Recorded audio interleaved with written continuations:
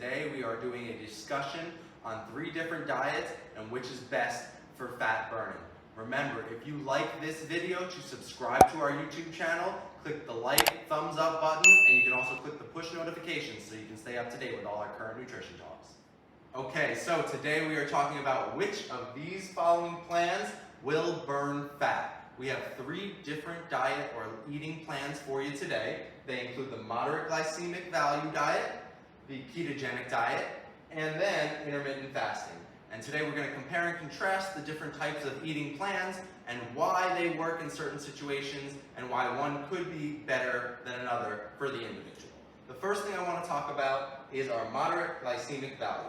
So with this diet plan or this eating plan, we are constantly eating throughout our day. We are eating at least every 3 to 4 hours, and we're going to have about 5 to 6 meals per day. The goal with this one is to keep our metabolism high because we are constantly eating throughout our day, and we want to keep ourselves in a steady state of insulin production. So when you eat something with a high glycemic value, so like a donut, your body will produce a lot of insulin. It will have a very high insulin response. Inevitably, what happens with a high insulin response is we're going to have to come back down and crash, which is why you guys get that lethargic feeling or any type of after lunch I get very tired feeling.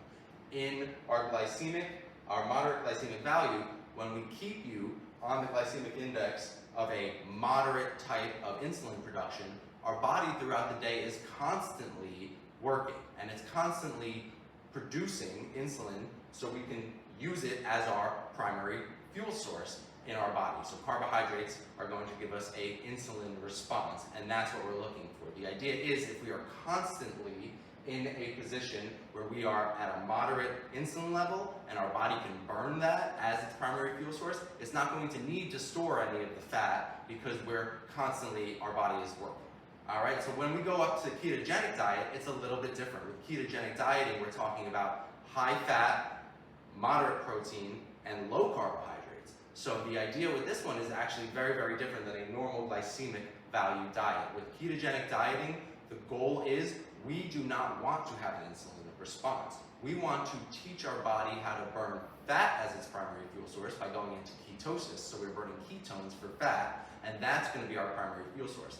However, when it comes to ketogenic dieting, if you are eating a lot of carbohydrates, you're going to continue to have that insulin response. So with keto diets, the goal is to not have an insulin response and have fat burn as our primary fuel source. Now, when we go to intermittent fasting, it's a little bit different. What we're talking about here is different fasting windows in which we can eat a certain amount of times throughout the day, and then we do not eat for the rest of that day. So I do a 16-8 split, you can do 15-9, you can see to it which ones you like. There are different plans as well, and for more information on that, you can go ahead and look at my intermittent fasting talk that we've done. But we're gonna come all the way back, because the idea is, when we are intermittent fasting, we are constantly in a fasted state, and that is eliciting a fat burning response. So after about 14 hours, our body is no longer has any food stored in the stomach or in our digestive system, so we no longer have the ability to use insulin as our primary fuel source. So now, I know you're saying, well, Dan, I'm a little confused, I feel a little contradicted here.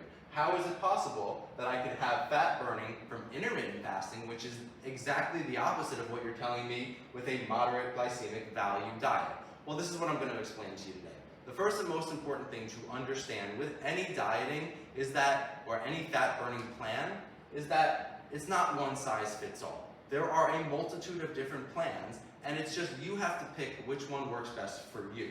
The reason for me personally that intermittent fasting works is going to be different for the reason why you like having the moderate glycemic value or the ketogenic dieting.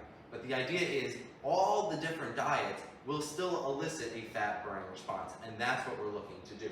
The idea is, with the glycemic versus the intermittent fasting, why one works better than the other. With glycemic, like I said earlier, we're in that steady state, so our body is constantly moving, right? We're constantly producing insulin, and we don't have time to store any of the fat because we're using all of our energy throughout our day.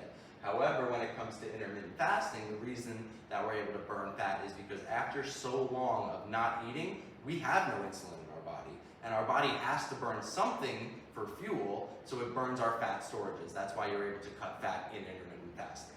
Okay, so next we're going to talk about the glycemic index, what it is, and how it relates to the 3 different eating plans that we have for you today. So in a general, broad sense, the glycemic index is going to be a chart of different foods, and there are foods that are lower on the glycemic index and higher. So basically what happens is a food that is higher on the glycemic index is going to create a higher insulin response. We're not looking for that in this diet. We are typically looking for foods that are in the low to moderate on the glycemic index. So when we talk about something like that, is it possible that can I eat a banana or a melon even though it's higher on the glycemic index? Yes, however, we would prefer, and it's better off for you in the long run, if you keep it in the low to the moderate range, and that's what we're looking for. So we're talking about foods that are greens, fruits and vegetables. We're talking about apples, any type of citrus fruit, or berries.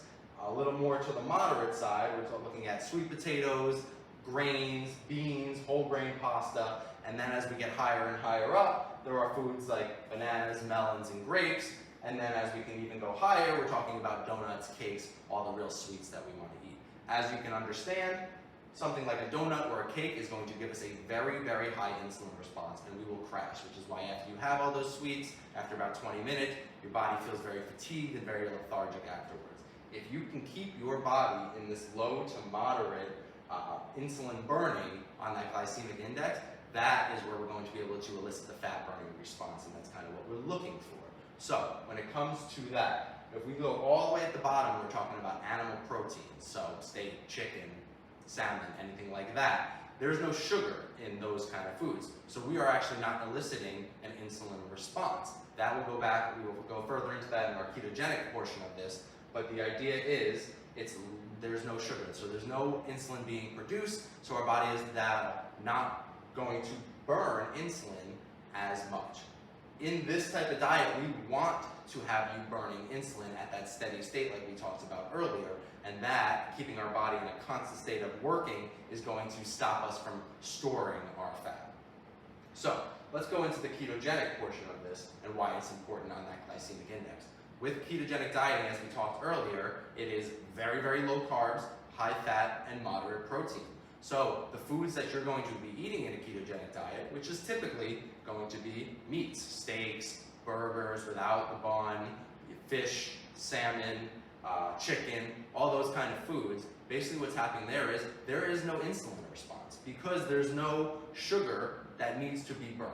So our pancreas is not sensing that sugar that needs to be burned. And what ends up happening in ketogenic dieting is that we are going to have, once again, no insulin response.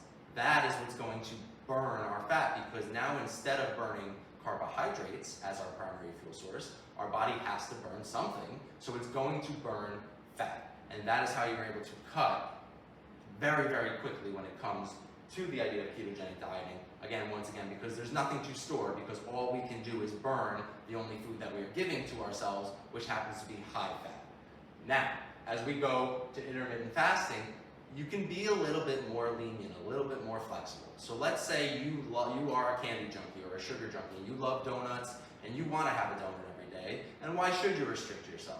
The cool thing about intermittent fasting is we're still going to get a fat burning response, and that is solely based on time instead of what we are actually eating. So after about 12 to 14 hours where we have no food in our gut, our digestion is totally empty, our body once again is saying, I need to burn something as primary fuel, but I have no insulin, I have no sugar to burn. So what's it going to do? It's going to take those fat storages and it's going to use that as its primary fuel source. So with intermittent fasting and ketogenic dieting, the idea is we're trying to use fat more for the primary fuel source. When it comes to our moderate glycemic value, we're using carbohydrates, but again, we're not spiking and crashing, we're just keeping it at a steady state. And the idea behind keeping it at a steady state is if my body is constantly working, I don't have time to store fat. And that's why this one is so beneficial as well. So I know you're probably sitting there thinking, these 3 diets do not make sense together.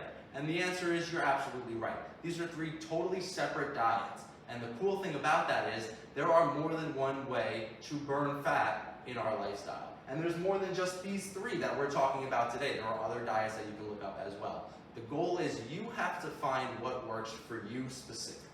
And that's going to always be the most important thing, whether it be in your dieting or in your workout routines as well. Because what's going to work for me is not necessarily going to work for you. I prefer to do intermittent fasting. That's because I like to have those candies that I want to have. I like to eat donuts. But as you guys are able to tell, I'm able to continue to keep burning fat and not have to store any of that garbage food that I eat, because for so long throughout the day, I'm not eating and my body's taking anything it can have that's in it and it's burning it off. That way I have energy, and that's why it works for me. However, I did used to do a diet that was very similar to the moderate glycemic diet, where I was constantly eating throughout my day. I kept myself at a steady state, and that way, yes, I was using carbs, and I was eating carbs, and I was using insulin as my primary fuel source is fat. However, because I was constantly in a good, steady state, my body didn't end up building or bulking or anything like that. Now, the more you eat, and if we're thinking very, very basic, if we're thinking calories in versus calories out, and if I eat more, I'm going to gain weight, or if I eat less, to an extent, that is true. However, when you do it the right way and you have more foods on that low to moderate side of that glycemic index, you're not going to be gaining fat in this situation. The body is constantly working, the metabolism is revved up, and it's moving and it's working, and we're not storing any type of fat. So, in summation, which one of these plans are going to help burn fat? The answer is they all will. Now, again, like I talked about earlier, it's really about what works for you, specifically the individual. And the best way to figure that out is you got to try different things. When it comes to these eating plans or any kind of diet in general, you need to stick to it for at least a month. It takes about 23 days to 30 days to build a good habit in your body. So if you're only doing this for a week or 2 weeks and you don't see any changes in your body, don't get discouraged. That's the most important thing, is you have to be disciplined, you have to be consistent. And after a month, you will see different metabolic changes going on in your body, and you'll be able to understand more fully and and better off what works for me. So the best way that you guys can try and figure this out is try it. Give yourself a month, give yourself a little challenge. This month I'm trying my moderate glycemic value. Next month I'm trying ketogenic. The following month I'm trying intermittent fasting. And like I said, there are other diets as well that we can always talk about later on. But you got to see what works for you.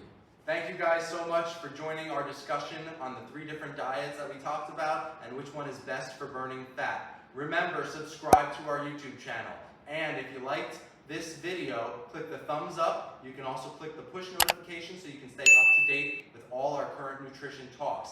And if you want to go more in depth with intermittent fasting, go ahead and look at my intermittent fasting talk. You can also subscribe to us on Facebook, Instagram, and TikTok. See you next time. Remember, subscribe to our YouTube channel and click on push notifications so you know when our next workout posts.